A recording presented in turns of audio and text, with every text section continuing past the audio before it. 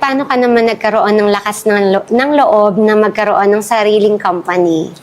Ito na yung medyo yung medyo malapit na ngayon. So I've been able to put up multiple companies. Well, firstly because I see a gap in the market na alam kong kaya naming i-serve. Pangalawa, nakikita ko maraming tao may kailangan ng tulong So with high quality products, especially products namin usually for kids at saka mommies, sa mga multivitamins, nakita ko yung personal struggle ko sa maraming bata. Ako kasi I always struggle in school. Hindi ako magaling sa math. Mabait ako sa class. Hindi ako pasaway. Nakikinig ako, nasa unahan ako.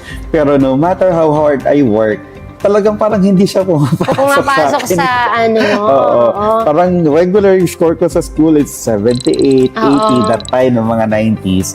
So, sabi ko, ang hirap ng time na yun Kaya kami nag-come up with Yogami. Kasi I wanted to be able to be an answer to that struggle na meron ako before. And nakita ko din na possible pala Possible. So, yun. I was inspired to put up a company under Yogami kasi alam ko maraming mga bata na nangangailangan ng tulong. But especially parents kasi kung frustrating yun sa bata, mas frustrating yun sa parents kasi parents na ako ngayon Parang ang hirap for me to see that my kids are struggling in school. So, yun yung isang impact that we wanted to create why we put up FAMCO.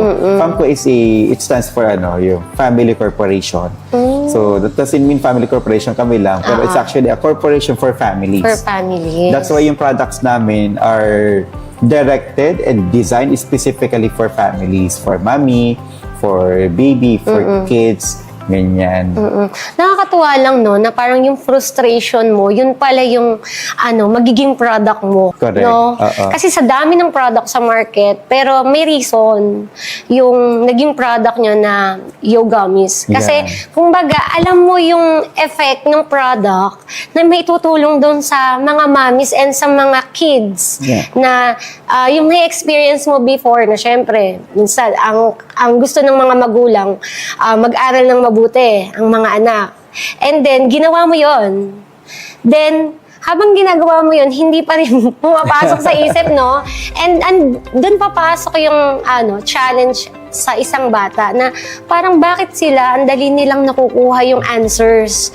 And then ako, nag-aral naman ako, pero bakit hindi ko naaalala yung pinag-aralan? So ngayon, dun sa struggle mo na yon, nakita mo yung value ng product. Correct. Kasi kapag yung product, wala siyang value, hindi siya papatok sa market. That's true.